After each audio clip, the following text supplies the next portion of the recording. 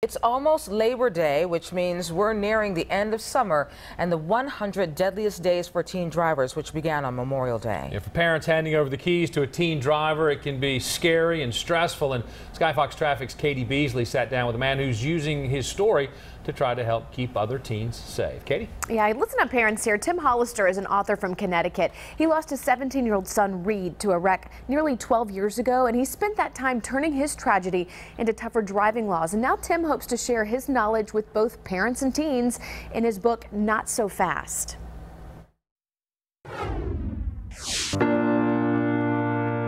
17-year-old Reed Hollister was your typical teenager. To his friends, he was always the life of the party, happy-go-lucky, very handsome young man, which I can say because we adopted him. He didn't get his good looks from me, obviously. In 2006, a crash took Reed's life. His father, Tim, has spent the last nearly 12 years advocating for tougher driving laws and pinning the safety blog from Reed's dad. So I can count that as something positive that resulted from Reed's death, but on the other hand, I miss him every day. Now Tim has worked with other national safety advocates to write his second edition book, Not So Fast. It's designed to help other parents. He says rule number one, be a parent. I advocate as a mindset for parents being like an air traffic controller, not a friend, but someone who is in charge of the situation. Not So Fast outlines Tim's 5 biggest dangers when it comes to teen driving and encourages parents to have daily conversations with their teen about them. PACTS, passengers, alcohol and drugs, curfews, meaning night driving, texting and electronic devices, and seatbelts. This is not a one-time conversation when they get their license. It's a daily conversation because you're checking the safety tips every single time your teen gets behind the wheel. One of Tim's biggest piece of advice is to always focus on safety and not let your teen become a shuttle driver around town. Don't put your convenience ahead of the safety of your child. It's great that you now have older brother or sister able to drive younger sibling, but if you think about it, younger siblings may be the worst imaginable, the most distracting passengers in the car, and the phrase that I like is, don't entrust your most precious cargo to your least experienced driver.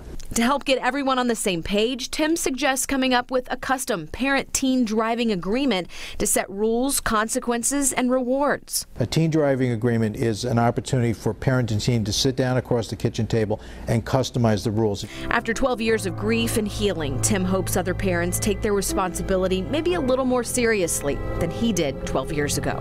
When you get your license, I'm not going to make the assumption that you're safe. I'm going to make the assumption that we're both taking a big risk and we need to manage that day by day. The latest edition of the book also talks about vehicle monitoring technology for your teen driver, something that's relatively new. And Tim is partnering with Hum, a service through Verizon. It plugs into the car's dashboard, sends real-time information like alerts about speed and location to the parent's phone. Tim says it's technology each parent should consider. And of course, we threw a lot of information with you, a lot of his tips there, but there's still a whole lot more in the book. So we'll put the link to where you can buy that on our website, fox5atlanta.com. The proceeds help benefit infant and child education.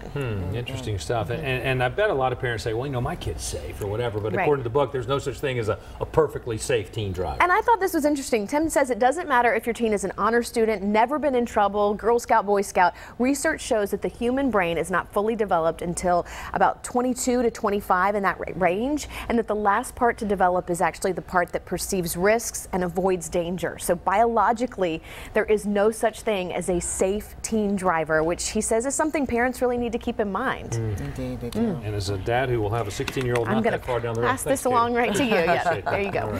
Katie, thank you. Time right now is 5:50.